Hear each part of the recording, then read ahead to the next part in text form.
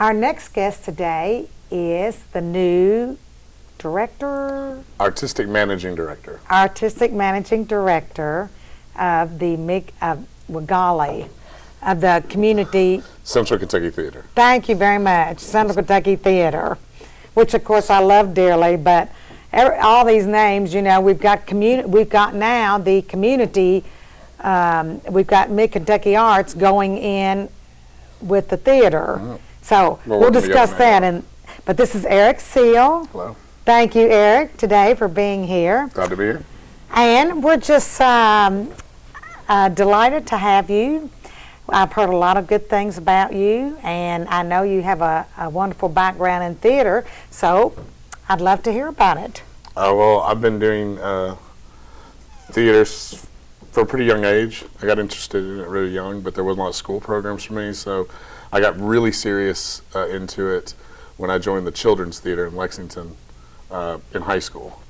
And that's when I discovered there was a whole world besides just acting, as in running a theater and all the business behind it. That's where I first got interested in it. I've run a couple different groups in Lexington, the Apprentice Players, the Balagula Theater, and then most recently the Actors Guild of Lexington.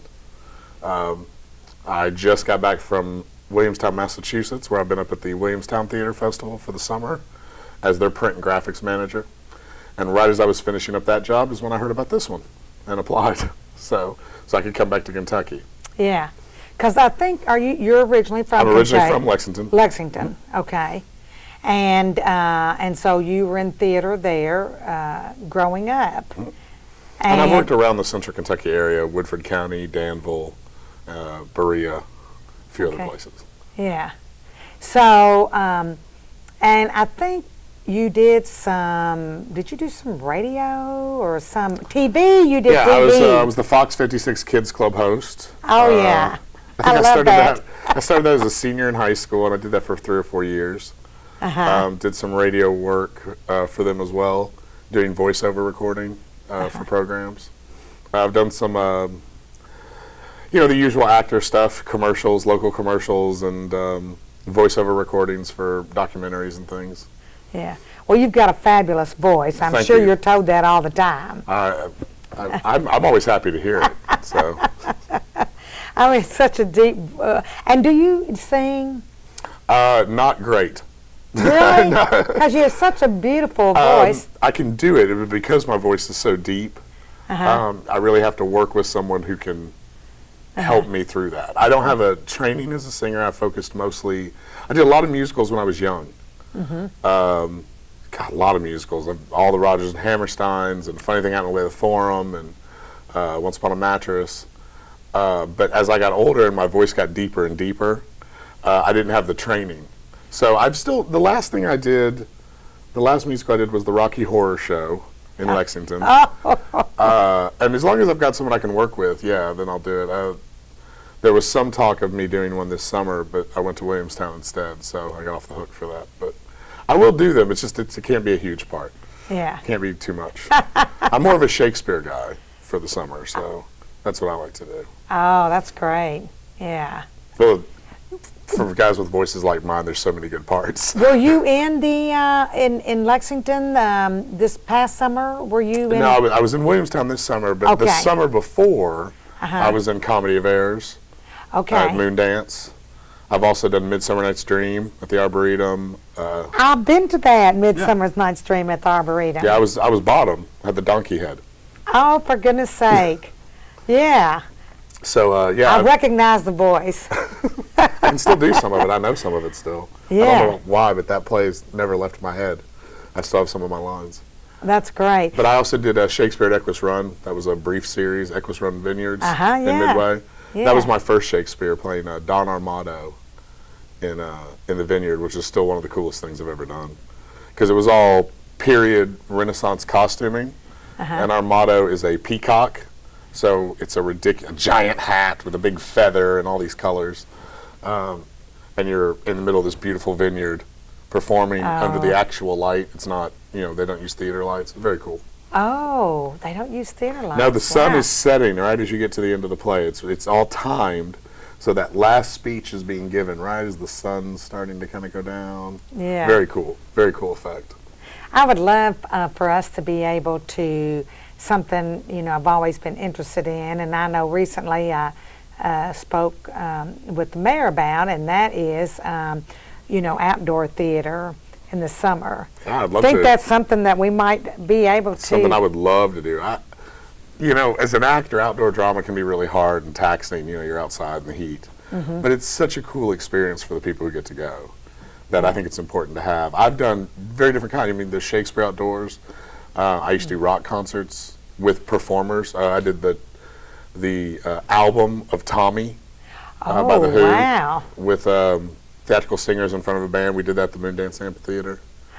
So there's lots of different kinds of things we could do outside. And I probably just need to look around the town more and find a nice venue for that. But I love outdoor drama. I think it's a great thing. Yeah. And we're so close to, the Daniel Boone. Daniel Boone's That was such a huge and important thing to this state. It's really a tragedy. It's been gone for so long. Of course, we're right down the road from Pioneer. Right. Stephen Foster and all those things. I think those things are really crucial and important. So if we could look into possibly developing our own, I think that'd be a great thing for Springfield. Mm-hmm. I enjoy going to Pioneer Playhouse in the summer to their outdoor It's such a cool venue. Oh gosh, it's just fabulous. Yeah. If anybody hadn't been to that in Danville, they don't realize what they're missing because it's fabulous. So I've not done anything there yet, unfortunately. So if anyone's watching from Pioneer, well, I'm sure they'd love to have you because they do have some excellent shows. And so what now, with your being the new artistic director here, how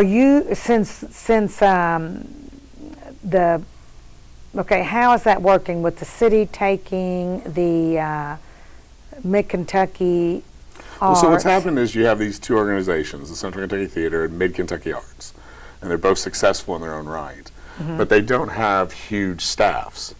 They're both running on sort of volunteer staffing is a lot of their guts and bolts of the day-to-day. So what you have with the city getting control of the city already, has control of this building, for instance, it's a city building. They're helping to allow, my hiring, Teresa Tedder, who was with Mid-Kentucky, is still going to be running Mid-Kentucky. I'm helping just on their end. They're still making all their artistic decisions, doing their thing. I'm just helping them with some of the financial, ticket sales, box office type stuff. But what you get is you get the backing of the city to help with that. We're now reporting to the city treasurer. So we have, a treasurer who's handling, those accounts and helping us to get all that financial stuff that takes up a huge amount of time for any organization. No one thinks about that.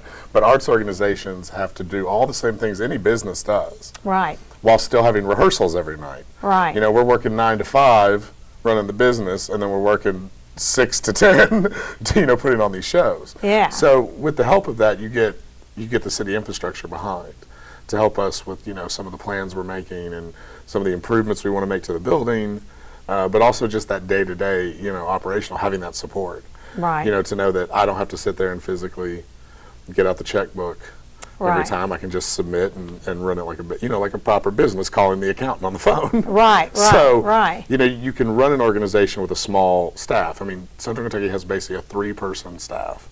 Me is full-time, and then our Bluegrass Kids and Youth Program Directors is part-time.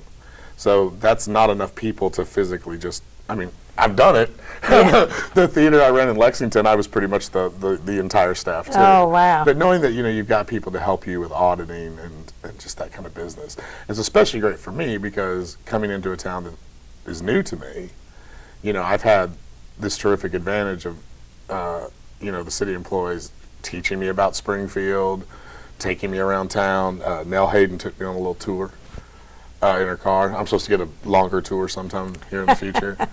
To be able to have all that infrastructure behind is a huge support. Right. And that's the kind of thing that arts organizations across the country have learned.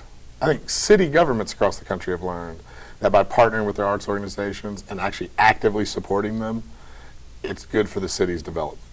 Definitely. You know, when you look at places that have become destination cities in the last, 30 years, you talk about Austin. Part of what makes Austin so amazing is its arts community. It's incredibly tightly knit. It's a huge community, but the city's involved. Like the government is supporting that. Places like Cincinnati. And it was one of the things I wanted to do in Lexington. We never really quite got that partnership. Basically, what you have here in Springfield is very much the type of partnership I was trying to create there, and it's really cool to see Springfield take that step. Well, that's great. That's good. Yeah. Now that I'm on the city council again, I'm glad that we are able to be involved that way, because it is vital to the city. Our arts are, and with that, you've got all of these great shows, which of course keeps our downtown vibrant and energized, and people are coming to the theater and they're going across the street to Mordecai's or Sacconi's and having dinner and coming to see the show. It's, when people say there's nothing to do in Springfield, I say, well, you're not going to see the great shows then that we have going. And that's one of those things it's always a struggle, especially in the live arts, the live performance arts. People have to be introduced to it. And if they're not, they don't think about it. I think one of the things that Springfield does so well is by having these youth and bluegrass kids programs, they're introducing, they have that potential to introduce more kids to the arts, especially if we could look into, I know they used to do school shows. I'd like to see that maybe come back, because again, that's how young kids learn that this is a thing. Yeah. I still remember going, elementary and middle school and seeing live theater and ballet and opera, and that's what got me to that interest. If it wasn't something that I hadn't been able to discover so young, I don't know, if I don't know what I'd be doing now. Yeah. But there's a built-in sort of audience here with that, and I think that can be developed more and more. And you'll eventually get past that. Well, there's nothing to do. People say there's nothing to do only when we're not having a show. Yeah. That's what you want. You're like, man, I wish they had more shows. Right. Exactly. Well, when my children were little, we didn't have the theater and here, and of course I would take them to shows in Lexington and Louisville, and but I wanted my children involved in theater then, because it was something I never had the opportunity to do, and I just thought it was a great thing, particularly for children who aren't in, they don't particularly like sports, or they don't like some of the other things that you can get into at school. This was a whole niche for people that obviously had a fondness for theater. Sure. And that didn't have that opportunity before. So I was, I know I offered to take my children to acting lessons in other towns, but here now we've got this where they can do acting right here. Theater is something that can benefit kids on an educational way, even if it's not necessarily a career that they're interested in. I mean, it benefits everyone. I mean, as a young child, I was very shy and quiet, and had trouble making friends, and was kind of off in a corner. Discovering performance fixed all that for me. I can walk in front of a room of 1,000 people now, and I'm not afraid to talk in front of them. I mean, when people talk about the idea of being having that anxiety, public speaking is one of the number one fears of the average American. Like above spiders, people are afraid of public speaking. That's not something I have, and it came from sort of doing theater and finding my voice and realizing that I was going to be okay. Yeah. And I think it's good for a lot of people. I've taught public speaking and theater performance skills to business people, to lawyers. It's just, those are skills that are beneficial to anyone. Yeah. Anyone that's got to communicate a point. The main thing about doing theater is you're communicating. I worked with the homeless doing theater, with people with mental health issues. All of those things are beneficial. Allowing someone giving someone the toolbox to help them communicate better is always beneficial. When you talk about kids, especially like young, middle, going into high school, that developmental period, when they're going through into to be teenagers, having those skills, just being able to talk to people, to meet to people, to not have that anxiety and, to express their opinions is something that's hugely beneficial. And I think it's the most underrated part of theater as an education tool. And when they cut theater programs in schools, that's the part that I think always hurts the kids the most. Because, they can go somewhere else and do a play. That's true. But it's just that reinforcement of being able to get up in front of people, to talk, to communicate, to express your ideas and opinions. Mm-hmm. It's something that you don't necessarily get from other, completely valid classes. Math's great, but math is never going to allow you to be able to sit down in front of a stranger, and let them know who you are, find out who they are. You know what I mean? Exactly. So I think it's the thing that gets completely underrated in the in theater education. I think theater education is important for all kids. Right. Again, it doesn't mean that you're going to go off and, go to Broadway. Right. But it is going to be something that you're going to get this toolbox. I keep coming back to toolbox. Yeah. This toolbox of skills that you can use in so many facets of life. Right.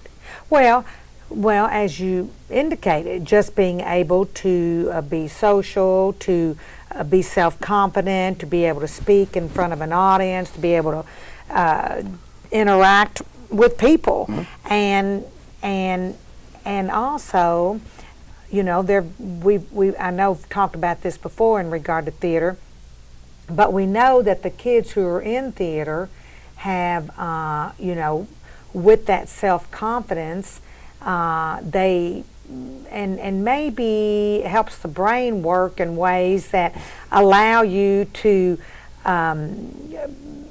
concentrate more on your school studies. Even. I'm probably the worst case study for that, because when I discovered theater, I didn't care about anything else anymore. I was like, can I do this 24 hours a day?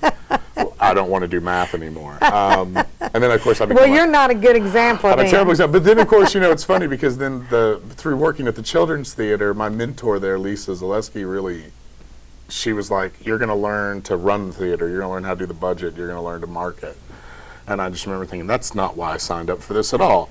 But it's worked out great because it's what I do for a living now. But yeah, on average, they find that most kids that study music, dance, that are doing something in the arts, studying the arts, they do tend to do better in school on average.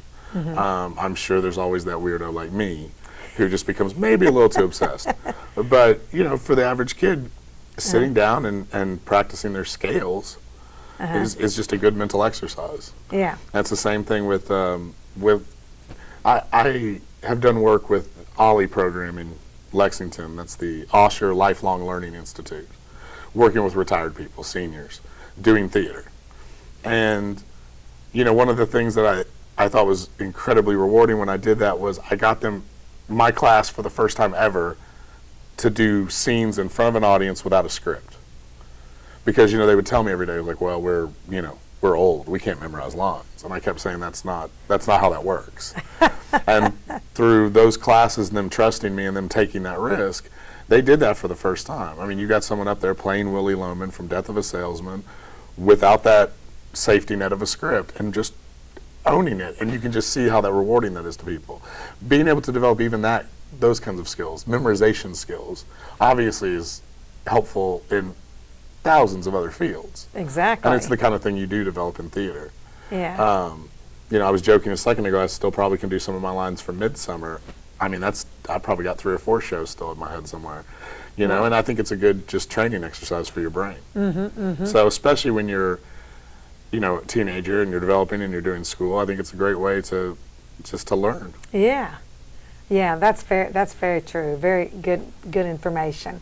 So tell me then, you obviously have had a lot of experience in a lot of different areas of theater and the arts.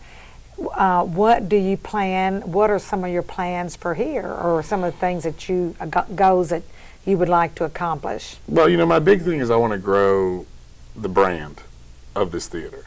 I mean, this theater's been here for a while. It's been successful, and yet I don't know if enough people outside of this community know it's here.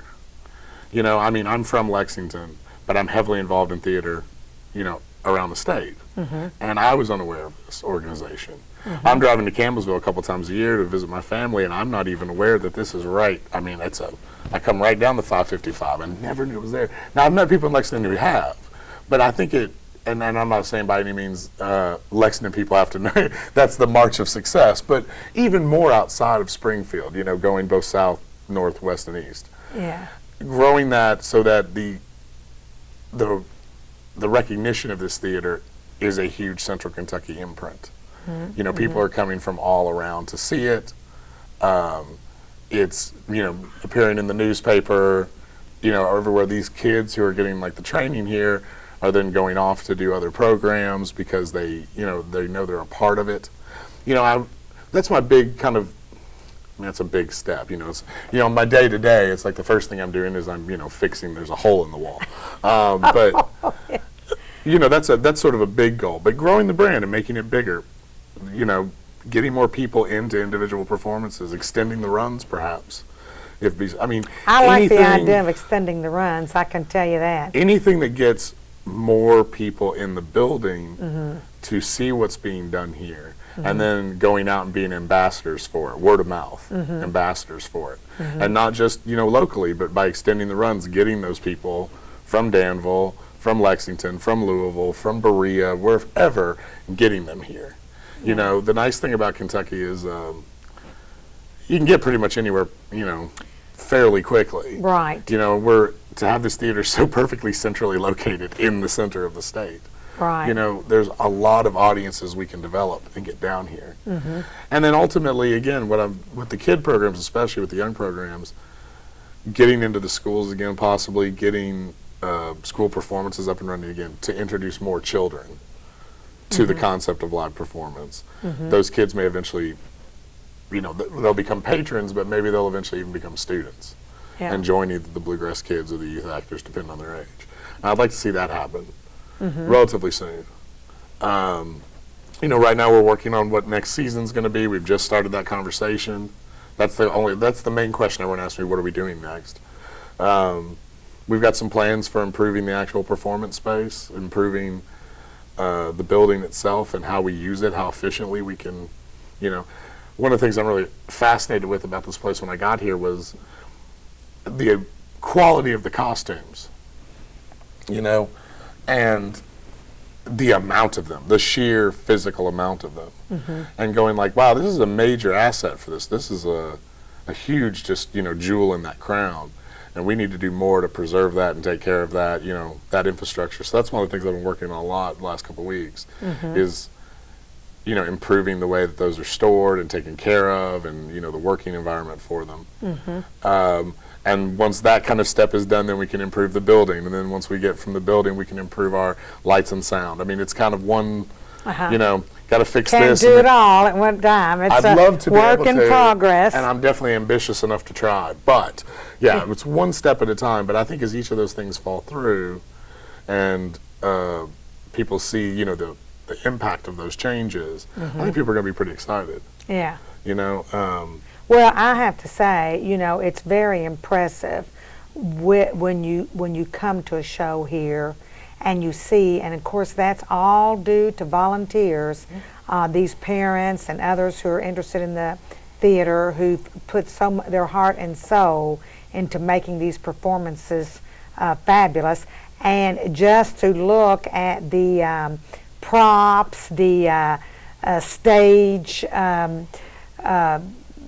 whatever you call it, the props and things, and the costumes, like you say, it's just hard to believe how fabulous they are. You know? And doing it in the time frame that we're talking about, and for relatively very, very little capital. Right.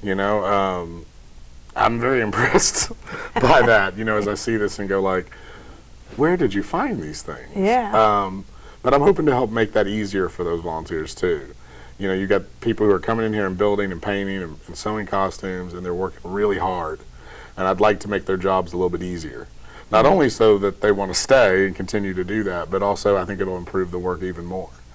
So, that's been a lot of what I've been trying to do the first couple weeks. And also just get to know people. I had a meeting just so parents could come in and, put a face to a name and things like that. And I'm still working on meeting all these people Yeah, that are yeah. involved. There's so many people involved in this organization, and Yeah. I've maybe met half of them Yeah. at this point. Yeah.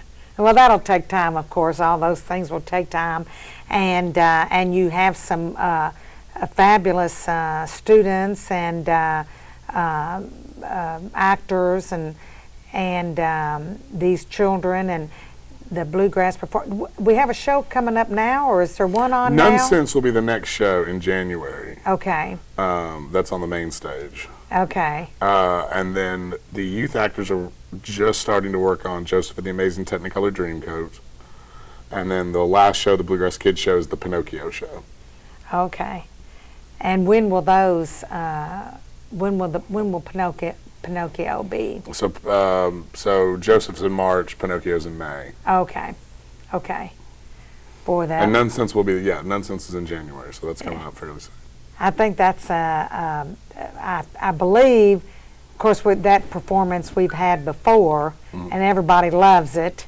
We had it once before, and I think some of those actors might be the same. Two of them did it about 10 years ago, Right. and they're back doing it again. Oh, that's great. That's great. And then one of them was in Nonsense 2, which was also done here, is in this production of Nonsense. Okay. So, yeah, This is the original Nonsense, the first. This is the first one, yes. Okay, The yeah. Dan Grogan Nonsense. And that'll be in January? That's in January, yeah.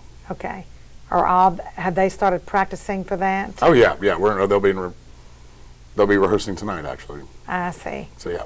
Okay. Okay. We're going to kind of like let this year finish, Christmas and the holidays and New Year's. And right in the beginning of January, we'll start rolling out a lot of stuff. And I think people, should really keep an eye on what we're going to have coming out as far as more outreach to the community, more events, more programs for the community to get involved with the theater, as well as the shows we already have scheduled. So there's going to be a lot. It's going to be a deluge of information coming out as we get into the new year. So I would mostly just invite people to go to the website, get familiar with that.